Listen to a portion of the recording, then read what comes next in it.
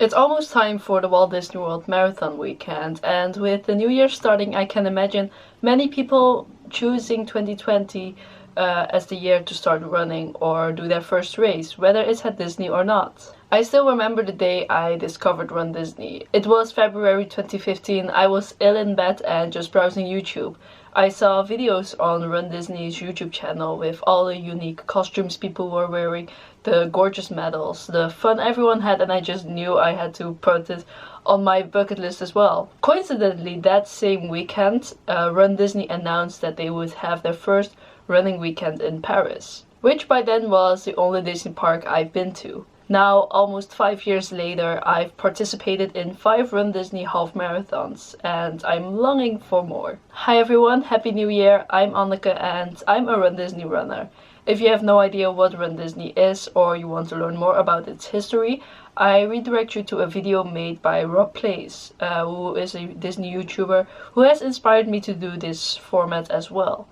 I think also watching this video you'll get a general idea of what kind of events are organized by RunDisney. Shortly summarized, RunDisney organizes running events that take place in and around Disney parks. There are a lot of events, and today I'm going to calculate what you would end up with if you would do all the RunDisney events organized in one calendar year. I will discuss the numbers at the end of the video, also more about RunDisney's background, and I have some more disclaimer points in the description box, as well as the topics I talk about with the timestamps. So let's just start in chronological order. The first, but also the biggest RunDisney event takes place in January.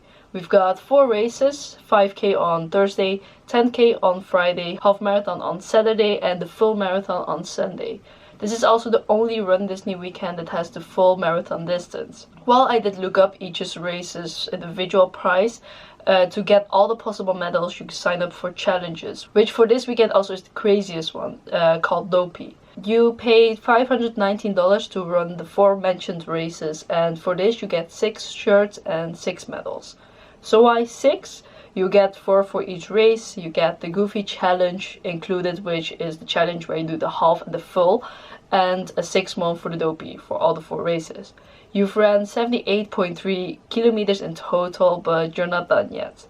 After your weekend in Walt Disney World, you hop on a 4-night Bohemian cruise that brings you to Disney's island called Castaway Cay that also organizes a 5K. Running this will give you an additional shirt and 2 medals, one for the race itself and one because you've ran at least 1 race in the past weekend and this particular 5K. So then we move on to everything pink. In February, Walt Disney World has its next event themed to princesses.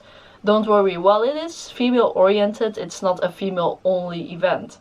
Here we see the most common RunDisney setup, 5K on Friday, 10K on Saturday, and the half marathon on Sunday. And there's one challenge called the Fairy Tale Challenge that combines the 10K and the half. To receive everything, you pay for the 5K and the challenge, totaling to $437.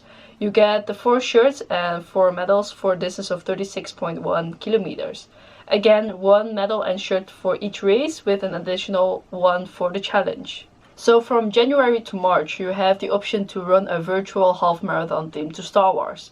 Virtual races are the one you can do on your treadmill in your neighborhood as long as you cover the distance. You can pay for this separately if you can't go to RunDisney events, and you get the medal sent home, but for more details let's dive into the next event. Because in April you get the Star Wars Rival Run weekend. This was formerly Dark Side before the Disneyland Silence of the Runs. This weekend has the same race setup, but because of the virtual race it has an additional aspect that confused the heck out of me. You can just do the virtual half marathon or just the weekend one, but you can also do the virtual half plus the real half, which is a challenge, or the virtual half plus the challenge, which is the 10K and the real half. And for the complete experience we go for the last option and we pay for the 5K on top of that, paying $526, and you receive 6 medals, including the virtual that you can pick up at the expo and also 4 shirts. Now it gets exciting as we go across the ocean, as Disneyland Paris will have its first princess weekend in May. This is a pretty small event with only a 5K on a Saturday and an 8K on Sunday. Very family oriented. You pay $113.05 for the 13K Cinderella Challenge with 2 races, and you receive 3 medals and most likely 3 shirts. This weekend is not eligible for the Castle to Chateau medal, as the half marathon is the minimum distance for this challenge. So the spring running season is over, but the Run Disney fun goes on. You can have 3 times 5Ks throughout the summer months. So you have 1 in June, 1 in July, and 1 in August. It's unclear whether internationals can participate in the next few editions, as shipping has been a slight issue and international shipping was not possible for the virtual half, if I remember correctly. This year is going to be Disney Park attraction themed, and running all of them for $145 will give you 4 medals as well as a souvenir coin. So in the fall we have 2 weekends left. In September you've got my big friend Disneyland Paris Magic Run weekend, also known as the weekend where the parks are filled with Americans. So this weekend has the usual Run Disney setup, but with 3 races you get 5 shirts and 6 medals for a total of $214.21. There's the usual setup for the 31K challenge for the 10.5, but there's also a challenge combining all 3 races together. Also, because you ran the half or the full marathon in Walt Disney World, you get an additional Castle to Chateau medal. And finally we got our last weekend, which is the Walt Disney World Wine and Dine races, which has the usual setup again of 3 races. They have the one challenge called the 2-course challenge, and for the 3 races you get 4 shirts, 4 medals for $441. I know we're doing everything in chronological order, but in case this is the only American race that you've done in this calendar year, this is also the weekend that you can still receive the Castle to Chateau medal if you've done the Paris ones. So combining all these numbers, we paid $2,546.26 or €2,282.47 for 23 race entries. We've done 276.8 kilometers and received 27 shirts and 35 medals in return.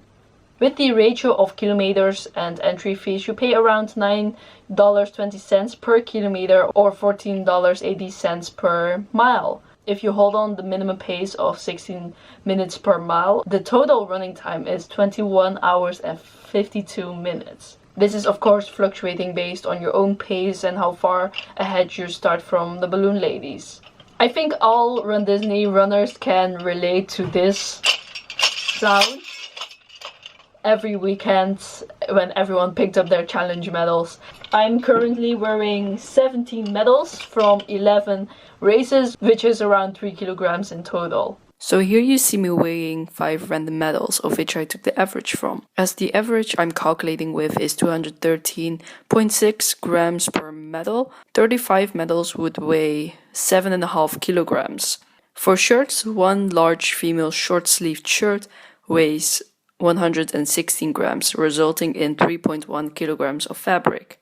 This is obviously not reliable research, and of course it depends on the medal, but also the size of the shirt. I'm gonna keep on this outfit, it's quite nice. So the $2,500 is for registration only, which I personally think is alright, but then you also have to take into account that you may have to pay for travel, accommodation, park entry, merchandise and food, the cruise in January, costumes and running gear, medical appointments, but discounts for both the entry fee or mentioned things may come from annual passes, being a local, package deals, sponsorships, DVC membership, but of course this depends on the person. So if you want to complete the medal collection, get a child with you for the 6 kids races that I left out, which means 6 additional medals and 6 t-shirts. So I know there's a big gap of this list, which are of course the Disneyland races. After the Pixar themed half marathon weekend, they just stopped organizing races. From the top of my head, this is mainly due to the construction of Galaxy's Edge, but I can also imagine it's pretty hard to organize 4 racing weekends in the streets of Anaheim. Comparing this to Walt Disney World, everything stays on site. Big shame, these were also the races where you could get a blue or pink coast-to-coast medal. And at least they did bring back the Castle Run Challenge, and they kind of compensated it as well by bringing some new races across the oceans. There are, of course, a lot of other discontinued or short-lived races, as I only talked about the schedule for 2020. Examples are the Tower of Terror 10 miler, Expedition Everest Challenge.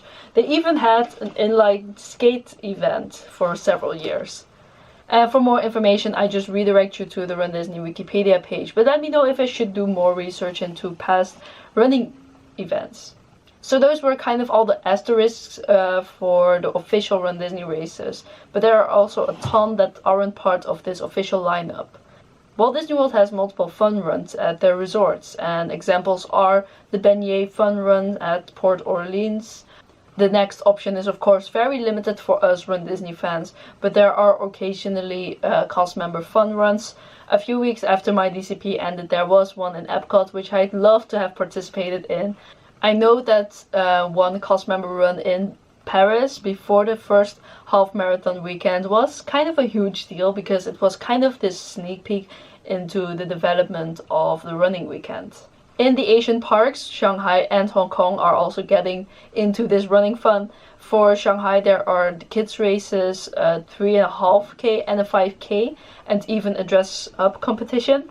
And for Hong Kong there are the Pixar themed 3K, 5K and 10K, although the 3K was cancelled during the last edition. As these races are very local and less advertised in the RunDisney community, I'm not sure if they are returning in 2020, but I think the chances are positive. Personally, I don't think I'll ever be able to do all the races in one calendar year unless I get to live in Florida for a while again.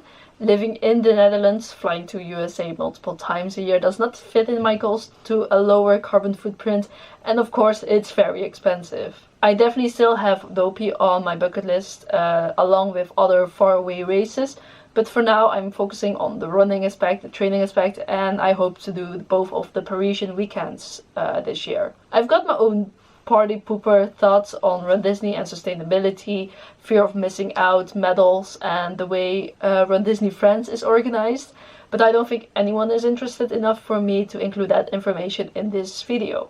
In the end, RunDisney is fantastic for beginners and motivating many people to exercise. It got me into this small niche of costumed running, and whether you are running 0 or 1023 RunDisney races, I hope 2020 is a year where you'll challenge yourself and reach your goals. Thank you for watching.